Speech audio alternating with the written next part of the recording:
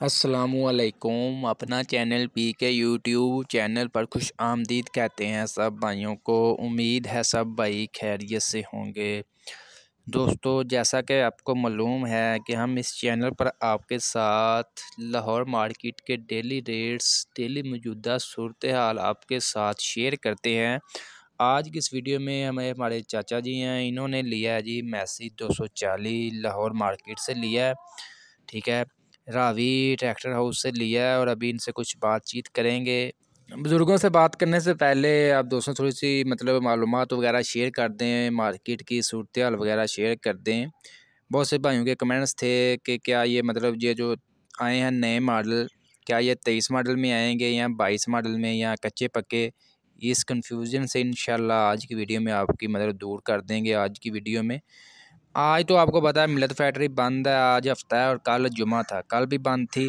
जो जुमे रात को ट्रैक्टर वगैरह मार्केट में डिलीवर हुए हैं या बुध को, यानी कि पिछले वीक में जो भी ट्रैक्टर वगैरह आए हैं मार्केट में, उन्होंने सीरीज़ जो है 2023 की सीरीज़ लगा दी है मिलत फैक्ट्री ने। ठीक है, क्योंकि अब वो 2023 में ही आएंगे, क्योंकि इनवाइस जो है उनकी अब जब भी आप लेंगे इनवाइस अगर आप पहले करवा लेंगे, अगर बुक करवाएंगे बाहर से, अगर आप लेंगे तो वो 2023 मॉडल में आएंगे। अगर आप फैक्ट्री से लेते हैं और इनवाइस जो है उसी टाइम करवा लेते हैं तो फिर जो है वो कच्चे पक्के में आएंगे। ठीक है, उसको यही कहेंगे कि ये 2022-23 मॉडल है। मेरा ध्यान करो। अस्सलाम वालेकुम। अस्सलाम वालेकुम। की हाल चाचा, ठीक ठाक हो?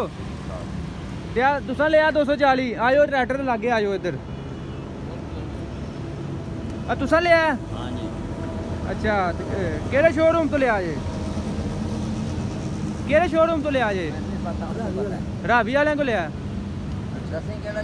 रावी वाले। किन्ने दा मिलिया जे? भाई इत्थे रख के बोलो भैया। किन्ने दा मिलिया जे? 15 लाख दा। केड़ा इलाका अपना? गुजरात तो आए हो तो किवें लैके जाना? लोड करके लैके जाना। अच्छा, बाकी किन्ना का अपना रकबा वगैरह है? थोड़ा ही। पहली दफ़ा लैन लगे 40 के पहला भी इस्तेमाल किया है? किन्ना मॉडल है वो? 10 मॉडल। हुण नवा ट्रैक्टर लैन लगे हो फिर हैं? बाकी केड़े टायर ने? जनरल टायर ने। तुम खलोते हो राणा फार्म इंडस्ट्री लागे है मार्केट, की कहना चाहोगे आवाम को? कोई मशवरा देना चाहोगे? मैसी लईए बड़ा। अच्छा, ठीक है चाचा जी, मेहरबानी। चाची होना को नाम नहीं लिया? नाम कितना मिले? 500 रुपया सर। चलो बड़ा है। जी ओके। 85 का ज्यादा लेंदे हो? 85 का भी 500 लेदा लोडिंग। नहीं, कई हज़ार भी दे जाते हैं। 1000 रुपया नोट ते लोडिंग बकरी। अच्छा, ठीक है। चलो उथों लेके आया भी तू। चलो थोड़ी बहुत दिहाड़ी लग गई है। ओथे नाम नूम केड़ा का बंदे नु दे के आंदे। अच्छा। इधर लोडिंग कीता, लोडिंग का 500 रुपया लिया। ठीक है।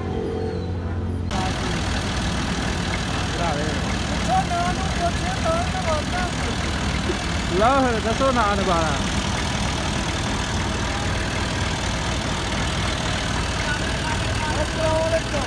कितने चला भाई ट्रैक्टर?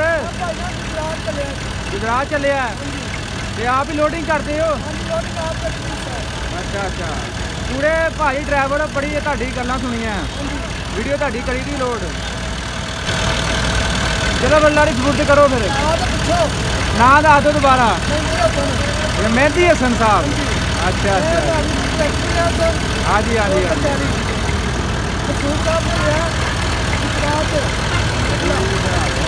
जी, तो अभी ये लोडिंग वगैरह करेंगे मैसी 240 की। ये आप देखते हैं मेहदी हसन साहब है, इनकी आप गुफ्तगू सुन रहे हैं।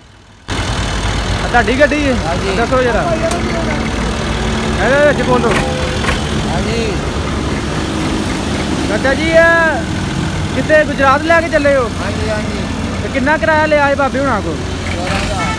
14,000 रुपया। इन्ना चलता पाया कि अजकल रेट वध हो गया? मतलब किलोमीटर का हिसाब होंदा तुहाडा?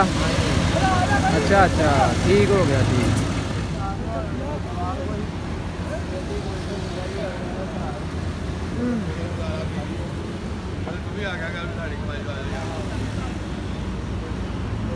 साहब अपने को लेके आ रहा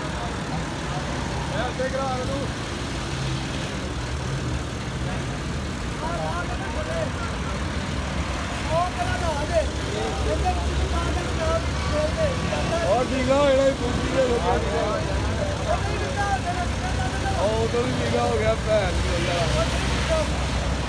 साहब नहीं मारेगा साले ना मारा हां वेला ऐसे ठीक है और बिना करने एक ही ट्रैक्टर लेके चले हो एडा बड़ा ट्रैक्टर आ गया छोटे ही आ जाना